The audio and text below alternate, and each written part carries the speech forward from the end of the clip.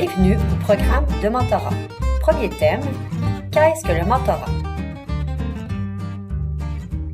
Selon Mentorat Québec, c'est un moyen de développement et d'apprentissage basé sur une relation interpersonnelle volontaire, gratuite et confidentielle, dans laquelle une personne d'expérience, le mentor, investit sa sagesse acquise et son expertise pour favoriser le développement des compétences et des habiletés d'une autre personne, le mentoré.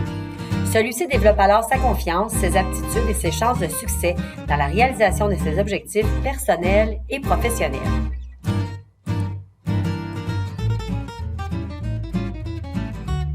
Pour soutenir les personnes étudiantes lors de leur arrivée dans le programme, pour soutenir l'insertion des nouveaux arrivants, pour briser l'isolement et favoriser l'apprentissage collaboratif, pour augmenter les chances de réussite des mentorés, pour développer des compétences transversales comme la collaboration, le leadership et le développement personnel, pour développer un réseau social et professionnel. Et finalement, pour favoriser les partages de connaissances et d'expertise entre mentors et mentorés. Qu'est-ce que ce n'est pas? Ce n'est pas du coaching, ce n'est pas une obligation, pas une relation de pouvoir, pas une relation à sens unique, pas une thérapie, pas une relation fonctionnelle. Ce n'est pas non plus du tutorat, pas une aide pour les travaux, pas non plus une pratique rigide et stricte. Le mentor peut avoir plusieurs rôles, comme aider le mentoré à avoir un regard externe sur certaines situations et agir de façon impartiale. Être d'une écoute attentive, aider à réfléchir pour trouver des solutions.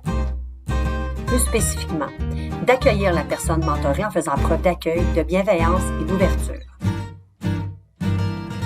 De conseiller la personne mentorée.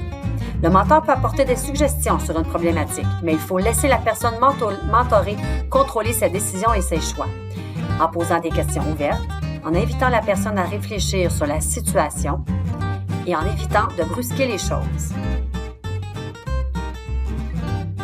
Un autre rôle, soutenir la personne mentorée.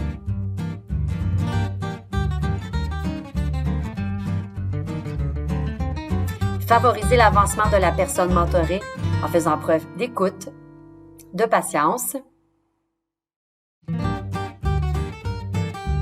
d'encouragement, de motivation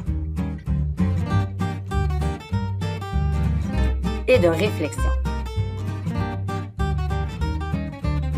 De proposer des défis intéressants, de donner de la rétroaction directe, utile et constructive et de soutenir moralement la personne mentorée.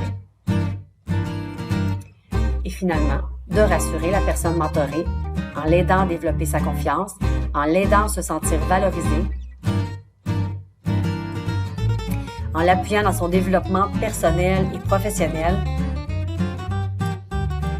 Quelles sont les caractéristiques d'un bon mentor?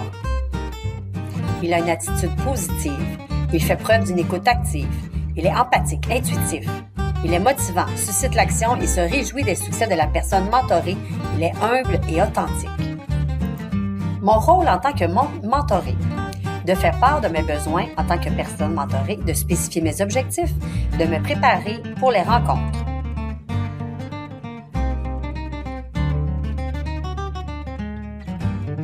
D'être une personne apprenante, engagée et active, de respecter la disponibilité et l'expertise de mon mentor, d'être honnête et authentique et de faire preuve d'ouverture. En conclusion, nous avons vu aujourd'hui la définition d'un mentor, les rôles et responsabilités d'un bon mentor, ainsi que les rôles et responsabilités de la personne mentorée. Suite à ce premier thème, que dois-je effectuer comme travail? Compléter le Google Form disponible sur Moodle et l'envoyer. Finaliser l'entente mentor-mentoré. Poursuivre le journal réflexif. Bonne continuité!